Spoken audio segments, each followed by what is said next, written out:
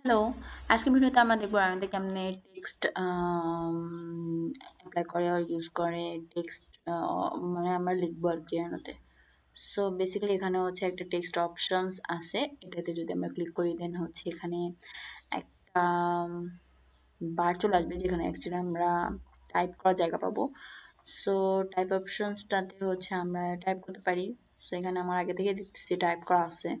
এটা যদি আমি রাখতে চাই দেন এখান থেকে হচ্ছে আমরা রোটেশন দেন হাইট দেন এটার হচ্ছে ফন্ট স্টাইল চেঞ্জ করে নিতে পারি, দেন এটা হচ্ছে ওরিয়েন্টেশন চেঞ্জ করে নিতে পারি, এটা হচ্ছে বোল্ড হবে নাকি না এটা চেঞ্জ করে নিতে পারি, এটা হচ্ছে ইটালিক হবে নাকি না এটা চেঞ্জ করে নিতে পারি, এটা হচ্ছে আউটপুটটা কেমন আসবে surface solid or verbs group, এগুলো সবগুলো হচ্ছে আমরা এখান থেকে চেঞ্জ করে নিতে পারি।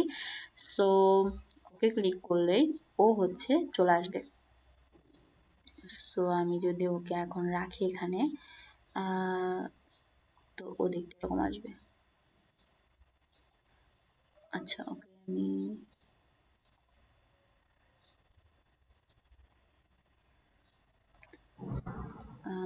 ওকে আমি যদি এখানে টেক্সট কমান্ডও করি, সাপোজ টেক্সট কমান্ড করলাম দেন এখান থেকে যদি আমি সাপোজ লিখি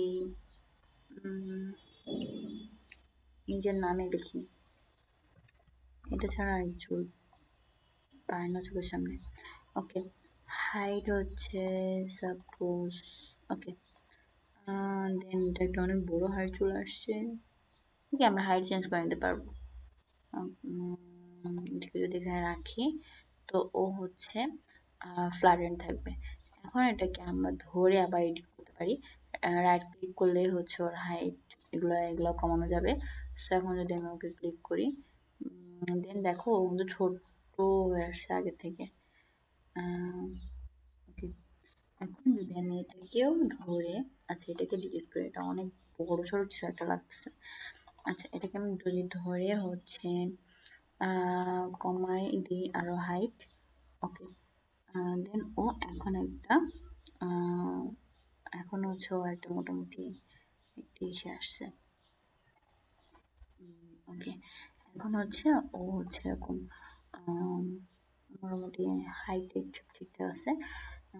সো আর যদি আমরা প্ল্যানে রাখতে চাই then এখানে হচ্ছে আমি টেক্সট দেন ওকে এটাই রাখি।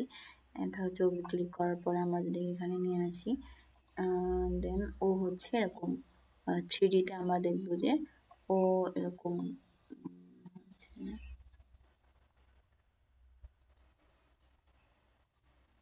সরি থ্রি ডিতে আমরা দেখবো হচ্ছে ওরকম মানে ফ্ল্যাটেন হয়ে আছে, এক্স বরাবর কোনো থ্রি ডি টাইপ থাকবে না। সো এটা হচ্ছে আসলে চেঞ্জেবল, এটা হচ্ছে চেঞ্জ করে নেওয়া যাবে ইচ্ছে মতো। So yes